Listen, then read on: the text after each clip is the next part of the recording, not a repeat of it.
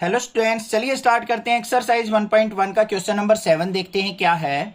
Show that the relation R in the set A of all the books in a library of a college given by relation R equal to X comma Y such that X and Y have same number of pages.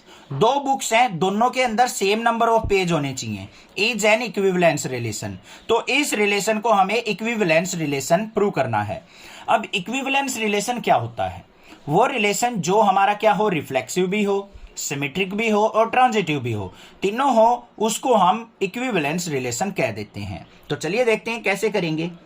Example के तौर पे हमारी library के अंदर relation क्या दे रखा है हमें, X comma Y such that X and Y have same number of page, same number of page. अब जितनी भी बुक है ना, उनके अंदर क्या है, सेम नंबर ऑफ पेज दे रखे हैं। अब एग्जांपल लेते हैं यहां पे। मान लो आपके पास जो है सेट बनाते हैं। मान लो लाइब्रेरी के अंदर जो बुक है वो 3 बुक रखी हैं। एग्जांपल के तौर पे एक एक्स रखी है, एक वाई रखी है, एक जेड रखी है। यहां पे ए बी सी भी ले सकते हो आपके दिल करे तो। अब भाई एक्स वाई जेड का रिलेशन कैसे बनेगा? एक्स का यहां पे इसको रिलेशन बनाने के लिए देखो सिंपल, अगर एक सिंगल सेट दे रखा हो तो इसके एलिमेंट्स लिखो एक्स वाई जेड, दूसरे में भी सेम एलिमेंट्स लिख लो एक्स वाई जेड। एक्स का एक्स के साथ रिलेशन हो सकता है, बिल्कुल, तो एक्स एक्स हो गया। एक्स का वाई के साथ हो सकता है, बिल्कुल हो सकता है। एक्स का जेड के साथ हो सकता है, लिख दिया। फिर हमने क्या किया, वाई का एक्स के साथ हो सकता है, ये लिख दिया भाई। वाई का वाई के साथ भी हो सकता है और वाई का जेड के साथ भी हो सकता है। फिर जेड का एक्स के साथ हो सकता है रिलेशन, और जेड का वाई के साथ हो सकता है, और जेड का जेड के साथ हो सकता है। ये हमने एक एग्जांपल लिया है, लेट। यहां पे लेट किया है हमने। ए सेट के अंदर मान लिया 3 बुक थी, तो ये हमारे पेयर यहां पे रिलेशन में पॉसिबल हैं। तो सबसे पहले हमें रिफ्लेक्सिव चेक करना है। तो यहां पे देखो X X Y Y Z Z relation के अंदर प्रेजेंट है, तीनों बुक प्रेजेंट है आपस में। तो यहां पे क्या लिखेंगे हम, X X Y Y Z Z belongs to R, so this is reflexive, this is reflexive. आपको एज्यूम करना है ये एग्जांपल, कोई और एग्जांपल भी आप एज्यूम कर सकते हो, तभी आप प्रूव करोगे, आसानी से समझ में आएगा। दूसरा हमें करना है सिमेट्रिक प्रूव। सिमेट्रिक के लिए क्या होता है बच्चों, देखो एक्स कोमा वाई, 2 अलग बुक हैं एक्स और वाई जिनमें इक्वल पेज हैं, वो हमारे रिलेशन के साथ बिलोंग कर रहे हैं। तो वाई कोमा एक्स, तो वाई एक्स में भी क्या होंगे, इक्वल पेज ही तो होंगे।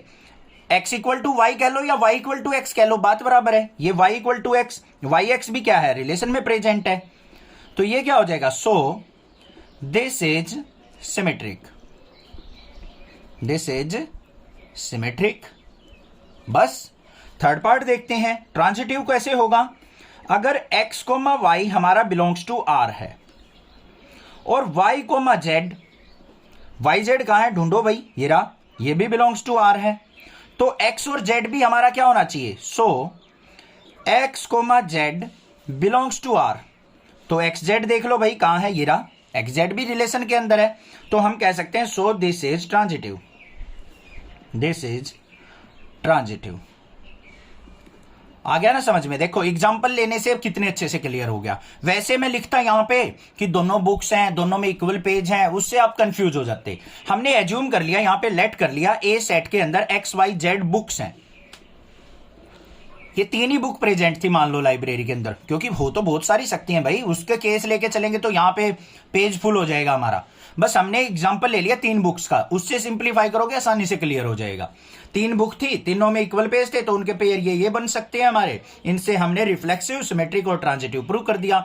अब यहां पे क्या लिख देंगे लास्ट में, relation is reflexive, symmetric and transitive, so this is